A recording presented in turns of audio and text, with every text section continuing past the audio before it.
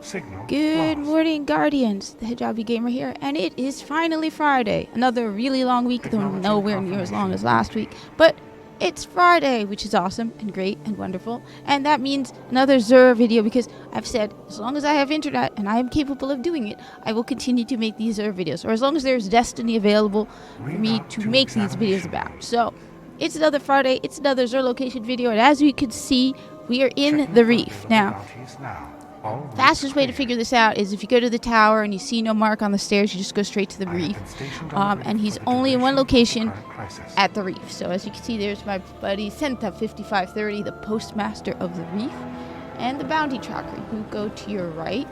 I am authorized to assist you with tower Over the ladder, over the bridge, and he is always in this corner right over here. There he is. And I've already looked into what he has, at least the bundles. Picked up the weapons for it. So first off, we have, as always, the legacy engram. Those people don't pick those up. I haven't picked up a legacy engram since that one moment when I found out. I mean, I know some people have said that some of them will, like, if you get a year 1 of certain weapons, it will give you a year 2 version, or you'll get the blueprint for the year 2 version. I haven't really looked into that, honestly. They're also really expensive. I mean, 31 strange coins is a lot of strange coins. You could usually get, I mean, these are half that.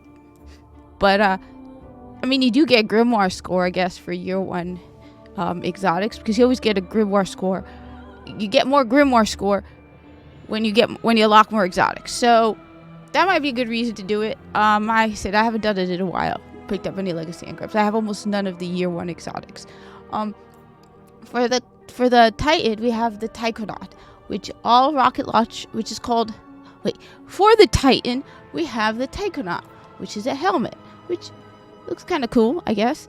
All rocket launchers gain tracking, visible radar, while zooming with heavy weapons, and heavy ammo drops more often. I like that. I want that for the Hunter.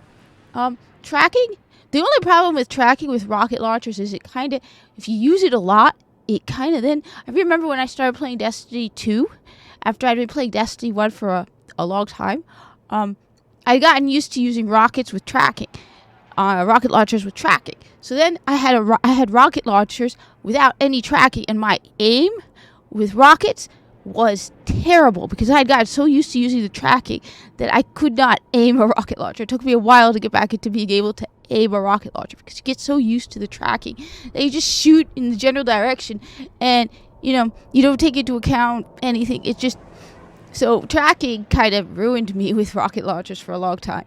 But I like this, especially since heavy ammo drops more often. I would love that for Destiny 2. Is there a Taikonaut in Destiny 2? Let me know down in the comments. I'm not really.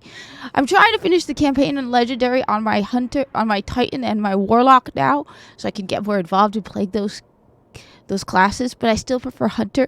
But given there are no heavy ammo synths in Destiny 2, this would be really useful. I miss heavy ammo synths in Destiny 2.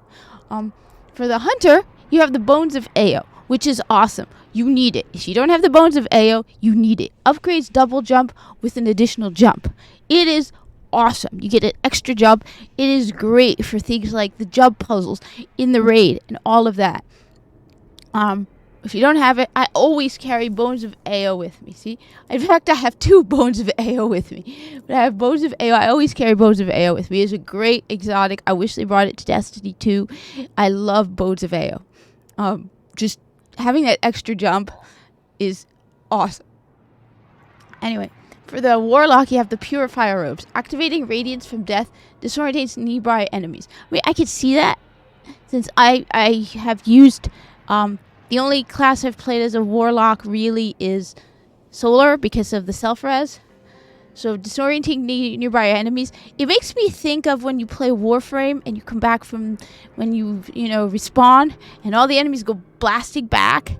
I don't know. I haven't used this myself, but let me know if it's really useful for you Warlocks out there. It seems like, I don't know, I feel like there'd be better exotics if you're playing Solar Warlock than this, but my skill with a Warlock is very lacking.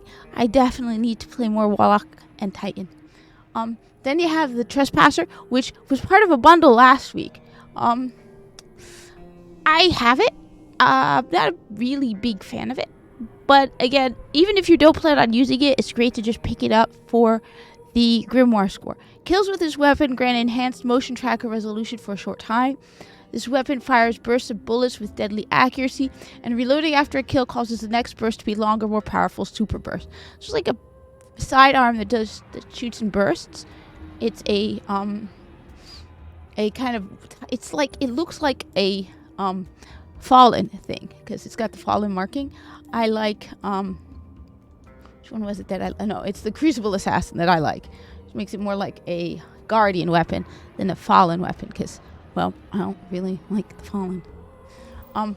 So yeah, I mean, it's good to have, but I don't really use it a lot because I tend to focus on primary exotics simply because you get more primary ammo. But for Trespasser, then you have again the Monte Carlo. Is this like the third week in a row that we've had the Monte Carlo? That was interesting. People have been pointing out. Someone said that they had looked into all my earlier Xur videos. I actually deleted about 100 of them because I thought they were taking up so much space on my channel. But yeah, I've been doing this, I think, since Destiny 2 launched, or a little after Destiny 2 launched. So people are like looking back into the history of the wall. Yeah, I actually deleted and then my computer went on the fritz, so I lost them. But I had like at least I think it was like over 100 of them I just deleted because there were just so many of them. So someone had said like I had reached 400 videos or something. Like actually it should be closer to 500. But anyway, Monte Carlo. Isn't this like the third week in a row that we've had the Monte Carlo? I've been using it with my Titan in Destiny 2 just for fun because I haven't been using a lot of the exotics I have. So I need to broaden my weapon usage in Destiny 2. But the Monte Carlo with the Super Spy ornament, which I did. Here it is. Monte Carlo with the Super Spy ornament. So this is the Super Spy ornament. And so this is what the Monte Carlo looks like without it. And this is what the Monte Carlo looks like with it. What does this one look like? Oh, that one's nice. But anyway, that's the Monte Carlo with the ornament you get, the Super Spy ornament. Monte Carlo method: dealing damage with this weapon reduces your melee cooldown and grants a chance to fully charge your melee ability with each kill. You know that, I think, isn't it melee bonus in Challenge of the Elders? This would actually be really good to use in Challenge of the Elders. If it is. Let's see, where's my card? Yeah. Melee kills are worth more points. You know, that might be an interesting thing to try out, using a Monte Carlo. Dealing damage with this weapon reduces your melee cooldown. This weapon has bonus accuracy while firing from the hip. I need to practice more firing from the hip in Destiny. I always fire from the hip in Warframe. I used to always aim down sights in Warframe, and then I'm like, you know what? This game is more about speed, so it would be so much better if you could just, not have to take the time to keep aiming down sights. So now I don't aim down sights with Warframe. In fact, it's actually harder to play Warframe while aiming down sights, though there is an aim assist unless you turn it off, which, interestingly, I was playing Warframe on, I think it was on PlayStation, and then I switched to Xbox, and I had turned off the aim assist on PlayStation, but then I hadn't yet turned it off on Xbox, and I hadn't realized because I'd forgot it, and I'm like, damn, this is so hard to play. It's like the aim assist actually makes it harder. I don't like aim assist. I feel like aim assist makes the game so much harder. But I always turn off aim assist in Warframe and go hip aiming, firing from the hip. But I always aim down sights with Destiny. Let me know what you prefer. Like I said, I'm going to try and practice playing Destiny 2 without aiming down sights and firing from the hip. The other weapon you can pick up is Truth and Prototype, which I have. Truth. And it says Prototype. So this is Prototype. What is the other one? Heart of Gold? Ugh, that looks like something that the Orokin would use. Anyway, Truth, I'm not a big fan. I don't know. I feel betrayed by Truth. Rockets from this weapon will detonate early based on proximity to targets.